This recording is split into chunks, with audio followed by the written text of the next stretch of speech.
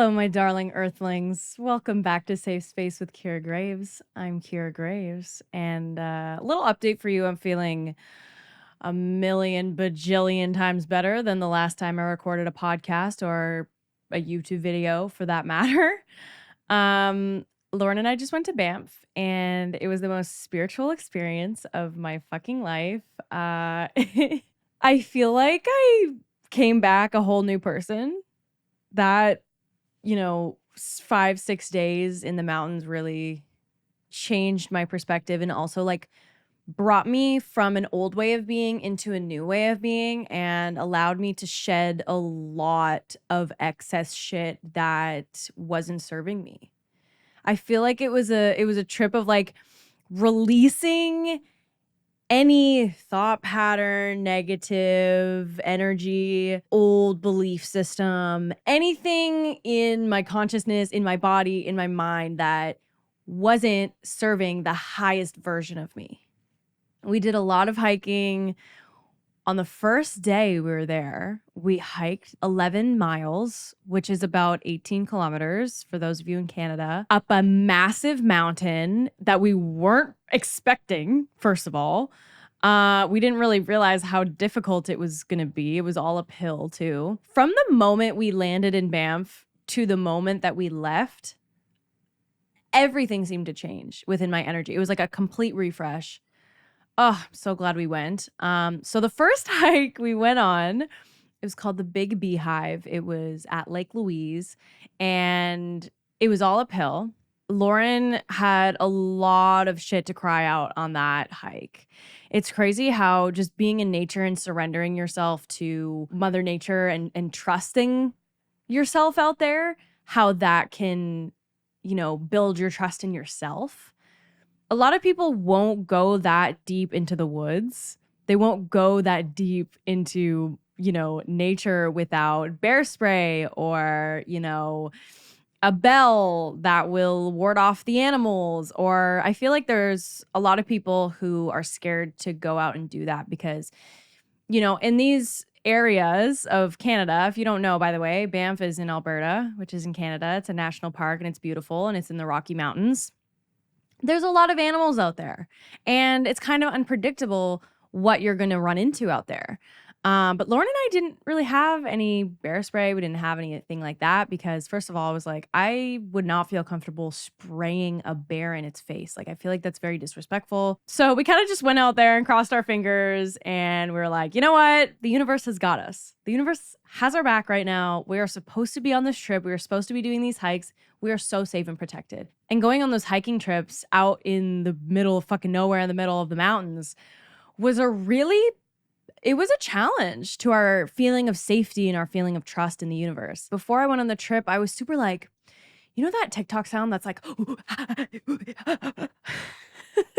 it's like when you're working too much, you're on go, go, go mode. You're like constantly thinking about what you need to do next in your day. And it's like your brain just doesn't stop. And like even in the airport, I was making TikToks. I was like, I need to get my TikToks done for the day. Like I was really on that grind when I was still in Toronto heading to Banff. But and even when we first arrived at Lake Louise, there were all these people. I was like, oh, I came here to be away from people. And now there's fucking people everywhere and they're running into me. And it was really, really busy. And so at the beginning of the hike, I was like kind of stressed out. But by the time we got to the top, literally 4 hours later, first of all, insane view. I'll probably already have those photos up on my Instagram so you can check them out. But it was incredible. That was the first hike. The second hike was 2 days later because we needed a break after that. Jeez. Oh my God. And then, okay, the next day, I found a yoga studio in Banff and they have a class called Flow with Flower. So it's a yoga class, but it's very yin based. It's very calm, chill, slow movements, a lot of shavasana, a lot of honestly meditation and breath work. And for that class, they encourage you to smoke some weed or ingest an edible of cannabis. And I've never heard of a yoga class doing that. I found it and I was like, immediately, we need to do this. These are our two favorite things, weed and yoga. And it's so true. Like when you're high, and they don't say it to get like super high, they just say to kind of like microdose on weed. So like you're feeling a little buzz, you're just able to, because basically what it does is it calms your mind and your body and allows you to relax so much deeper and sink so much deeper into your muscles and your bones so that you're able to stretch way further, and just be really present in your body. So that was an incredible experience, by the way. This was on a Sunday. So this was the day after the first hike. I was able to be so present throughout the whole thing, thanks to Miss Cannabis. She's so persuasive, the marijuana. She's so flirtatious. How does it feel to be you? I love that song, by the way. That's how I felt on this whole trip. I'm like, she's so persuasive, that marijuana. I also feel like Banff is such stoner country. Like everyone is like a hiker or a climber or a biker. Like there's really like outdoorsy people there, and the weed culture is big out there. So yeah, and I get why. So the next day after this yoga class, which was amazing, the temperature out there dropped like crazy. So the first hike we went on, it was probably like 15 degrees Celsius. The second hike we went on 2 days later, it was 0 degrees. It was freezing. So it was actually snowing on the second hike we went on. It was called Bow Glacier Falls. Holy shit, this place was magical. So we didn't really know what we were getting into again, but we brought our winter coats, we had our hats, we had gloves, like we had our hiking poles. We were prepared the second hike for sure. Still no bear sprays, still no, noisemakers to ward off the animals, because we were like, you know what? We're coming in peace. We're not coming to fight with any animals. We're not coming to scare animals. We are coming to share this beautiful land with the animals in a peaceful way. So anyways, we go out there and we didn't really know what this hike was all about. But first of all, going into the hike, it was snowing. And your girl, I'm from Canada. I don't love the snow. I don't love the winter. So the fact that it's June and we're hiking in the snow, I'm like, okay, you know what? It's okay. Like we're still going to be out in nature. It's going to be fine, right? Then I get my fucking period. And on my first day of my period, it's heavy. It's painful. It's uncomfortable. I want to stay home and watch movies and cry. Like in high school, to give you a little perspective on my experience with menstruation, in high school, I used to have to go home from school because my cramps were so bad.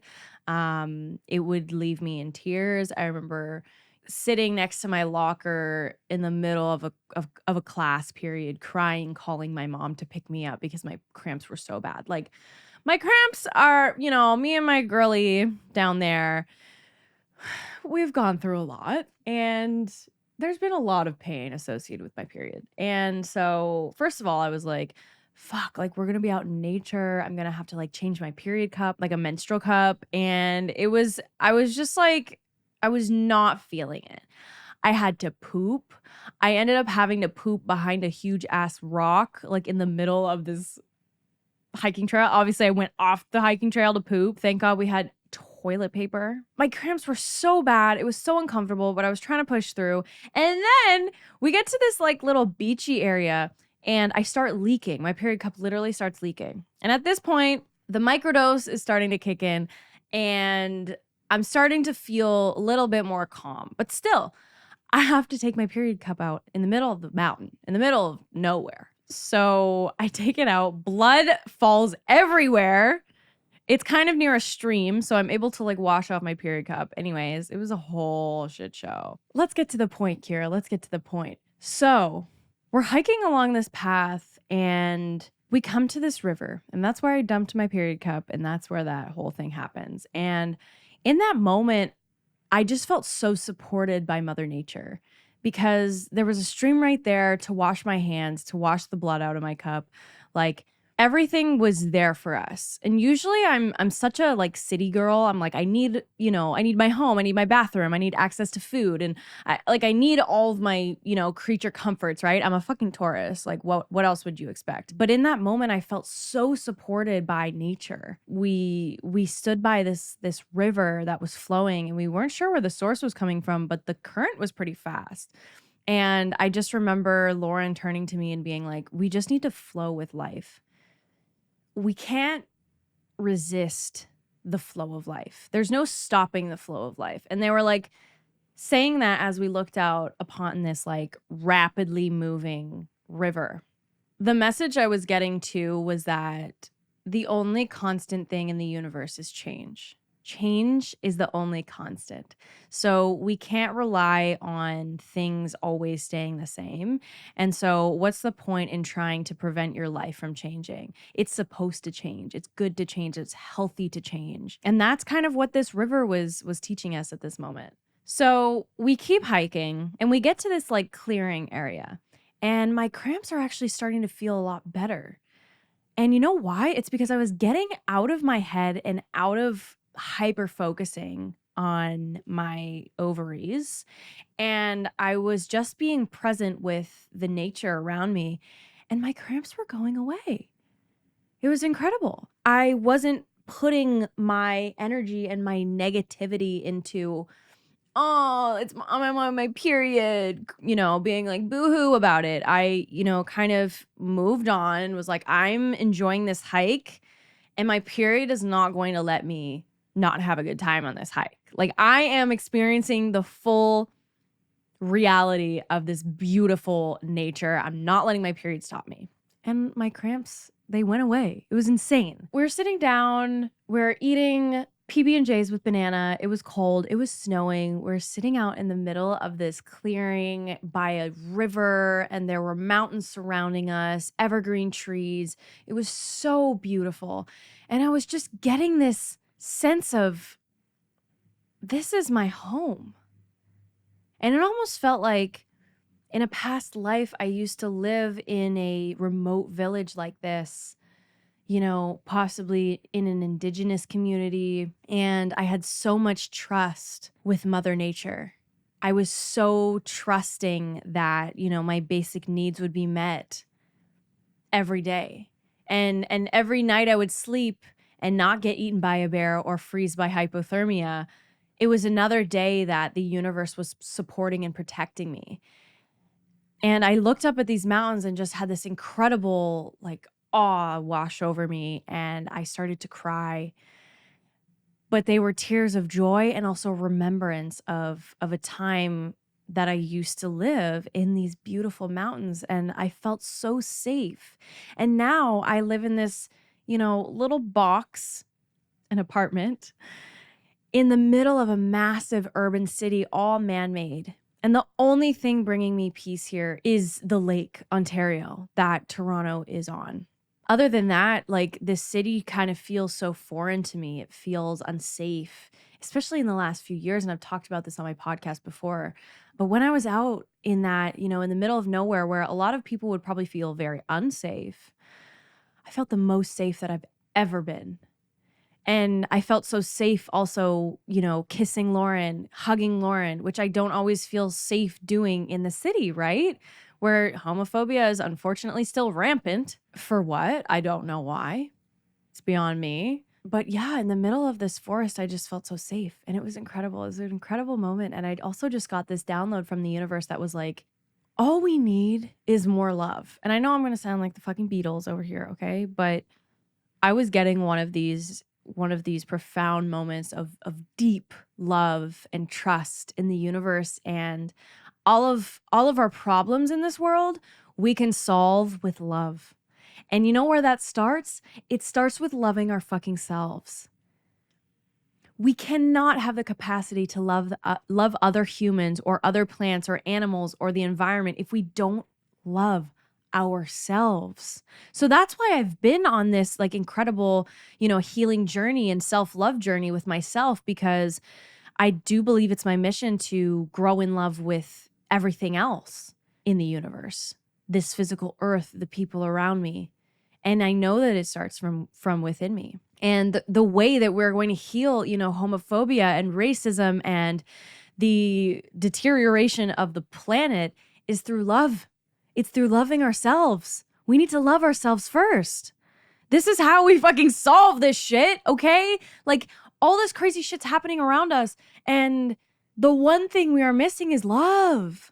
Oh my God. So I was crying and talking about love, and words were just like flowing out of me as if they were coming from another source, which they were. They were coming from the universe, right? And that's actually where these words right now are coming from too. When I was in these mountains, I was just getting this feeling of like, the people that are scaring you, they need love. The people that are hateful, they need the love. Obviously, we all need the love, but to fight hate with hate, you're not going to go anywhere with that. So when there's hateful people out here, send them love, right?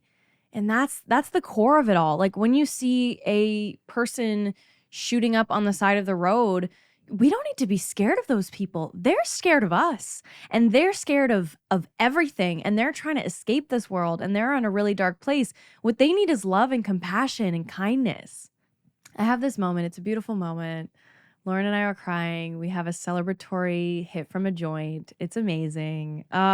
Feels so good. I'm like putting myself back in that beautiful space, and I feel so good. We keep walking, right? We keep walking along this path, and the trail kind of seems to disappear. Like we don't really know where we're going at this point. This is the type of hike that is definitely for experienced hikers. The trail is really difficult to find, and we actually end up hiking up the side of a mountain. And there's this beautiful waterfall. So we come to this clearing, and we realize we're in the mountains in a bowl type of shape. And there's waterfalls going down all of the mountains around us. And basically they're from melting glaciers that are from higher mountains. And so since it's getting warm out, the snow is melting, and all the water is rushing into this pool and down this stream. And we're amidst, it was like I was in heaven. I was like, this is literally what heaven feels like. And we were the only ones out there. It was so quiet. Well, actually, it was not quiet. It was very loud with the sound of like rushing water. But there was also this like profound stillness and profound quiet and calm. And we didn't even know really where we were going. We are just in completely trusting the universe at this point. And we find ourselves at this heavenly location. We sat there for quite a while, and just, I felt like I was in a waking meditation. I was meditating the whole time I was there, just staring at the beauty around me. And I also was filled with this extreme gratitude for being able to go out there, because not everyone is able to, right? You have to have a car, you have to have money, you have to pay to get into the provincial park. It was such a privilege to be there.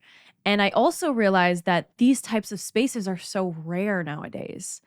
So much of the world has been touched by human hands and manipulated, and a lot of our, natural mother nature is gone now. And this is like one of the only places that still exists that is practically untouched. And it's obviously not untouched because humans have been there, but still it's kept so in such pristine condition. And we need to protect these places. We need to be kind to our environment, but the way to be kind to our environment is to be kind to ourselves. That's what I got from this trip. And I also got a sense of just profound safety. The amount of times I've been out in this city, I've been alone, it's been dark, I've been by myself, and I've been scared about other people attacking me.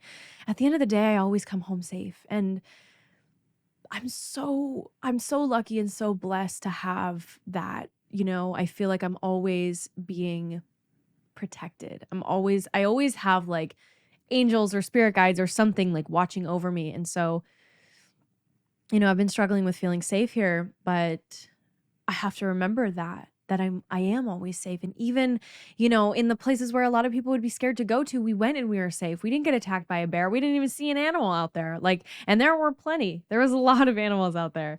It was like the alpine region of the Rocky Mountains, and there was definitely a lot of wildlife.